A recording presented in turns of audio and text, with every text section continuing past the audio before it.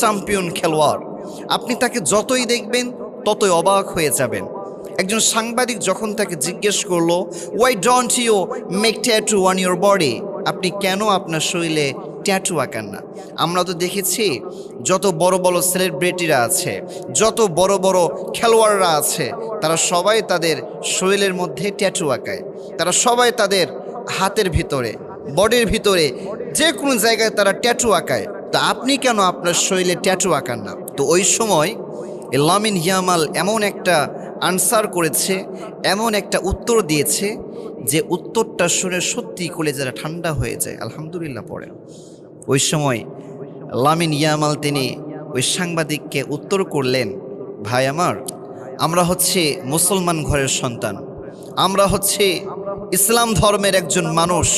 আমরা জানি যদি কোনো মানুষ তার শরীরের ভিতরে, যদি কোনো মানুষ তার হাতের ভিতরে, তার বুকের ভিতরে কোনো ট্যাটু আঁকায়, এবং এই ট্যাটু নিয়ে সে যতই ইবাদত করুক না কেন, যতই সে সেজদায় লুটিয়ে পড়ুক না কেন, আল্লাহ তাআলা কিন্তু তার একটা ইবাদতও কবুল করবে না। সুবহানাল্লাহ পড়েন। তার মতো একজন মানুষের মুখ থেকে যখন এই রকম কথা বের হয়, এটা কত প্রশংসনীয়, এটা আপনি একটাবার কল্পনা করে দেখেছেন?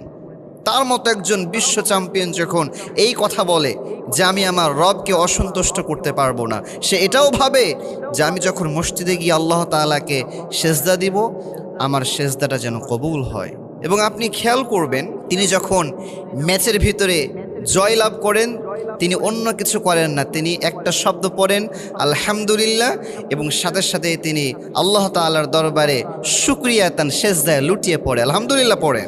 এবং আপনি খেয়াল করলে দেখতে পাবেন, তিনি যখন জয়যুক্ত হলেন তখন তিনি মাঠেই ফিলিস্তিনের পতাকা সবার মাঝে তিনি উড্ডয়ন করলেন।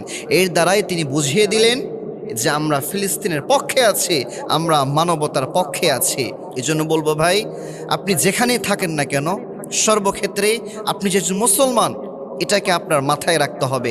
আমি খেয়াল করলাম অনেক মুসলিম যুবক, অনেক মুসলিম যুবতী বোনেরা, তারা আর্জেন্টিনার সাপোর্ট করত, ব্রাজিলের সাপোর্ট করত। একজন খ্রিস্টান ইহুদির সাপোর্ট আপনি কেমন করে করেন? আপনি যখন কাউকে সাপোর্ট করবেন, তখন আপনি আগে তার হিস্টোরিটা আপনি চেক করবেন, তার স্টোরিটা কি, তার পিছনের ব্যাকগ্রাউন্ডটা কি। এই যেমন ফিলিস্তিন মুসলিম ভাই এবং বোনদেরকে যখন জুলুম করা হয়েছে, অত্যাচার করা হয়েছে, হত্যা করা হয়েছে, তখন এই আর্জেন্টিনা, ব্রাজিল এরাই কিন্তু অনেক বেশি সাপোর্ট করেছে। তা আপনি কেমন করে একজন ইহুদি, একজন খ্রিস্টানকে সাপোর্ট করতে পারেন, যারা আপনার মুসলিম ভাই এবং বোনদের রক্ত নিয়ে হোলি খেলা খেলেছে? এজন্য বলবো, যে কোনো কাজ করার পূর্বে আপনি জাস্ট একটাবার ভাববেন যে আমি কি করছি, কার জন্য করছি, কোথায় করছি। আল্লাহ তাআলা প্রত্যেকটা মুসলিম ভাই বোনদেরকে সঠিক পথে থেকে, ঈমানের পথে থেকে মৃত্যুবরণ করা তৌফিক দান করুন। সকলে পড়ছে